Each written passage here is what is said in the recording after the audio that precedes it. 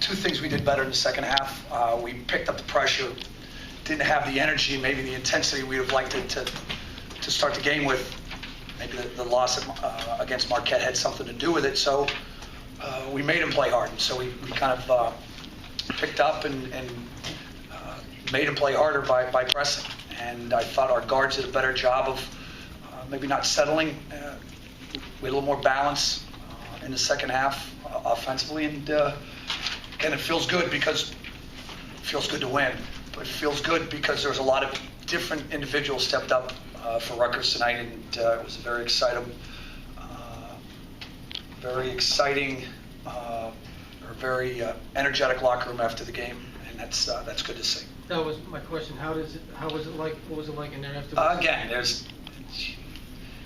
it's different. There's again, being in Division I for 23 years, you have seasons where you don't do as well, and coaches are mad at the players are mad at the coaches. We don't have that right now, and these kids are trying so hard, and they're still, very much engaged. And it was great to see smiling. It was great to see laughter. It was great to see them enjoy themselves. And I'm sure come Sunday morning when we practice, they'll be a little bit more engaged, and they'll have maybe some more energy, because it's always, whether you're a fan, whether you're a men's league, a golfer, it's always better to win.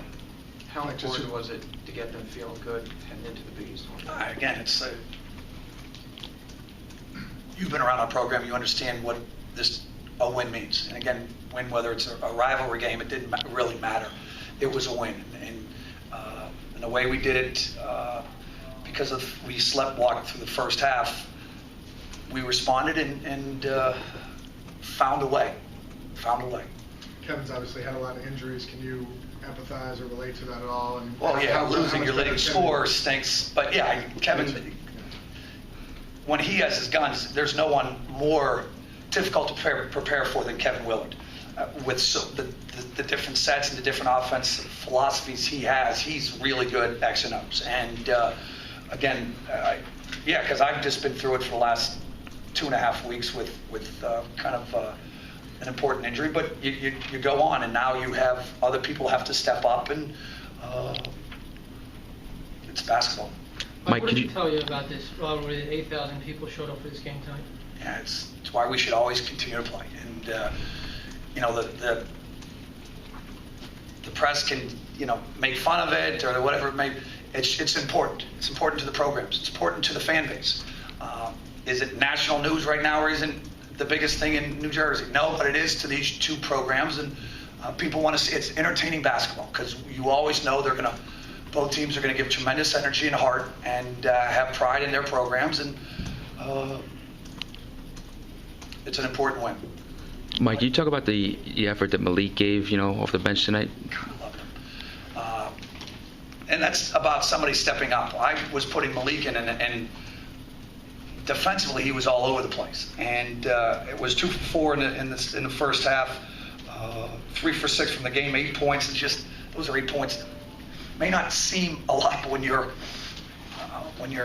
I think it's 12th or 13th in the Big East in scoring, those 8 points are huge. Those are 8 points that they don't expect, because he only averages 3. So guys stepping up, doing extraordinary things. And he was extraordinary tonight, just by making a couple buckets and really being all over the place defensively. And I think our depth, I was subbing 3 and 4 at a time, especially when we pressed. I think that might have been the difference in the game.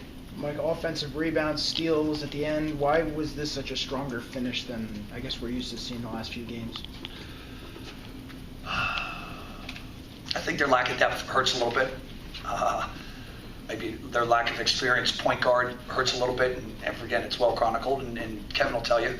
But if you allow them to run their offense, if you allow their shooters to get flowing, again, I watched in awe of Seton Hall against Villanova just 2 games ago, and how well and how disciplined and how unselfish they were. We made them, one of the first goals was make them dribble, and we win if we made them dribble. They made plays off the bounce in the first half, but I think our guys followed it for them, and made them do things they don't want to do. Mike, in the grand scheme of things, to score 25 points off turnovers and then a large majority of that in transition off the steals, how important is that for you guys to get easy buckets? Very important. There had to be something. There had to be a difference tonight, and the difference was our pressure and the ability to turn them over.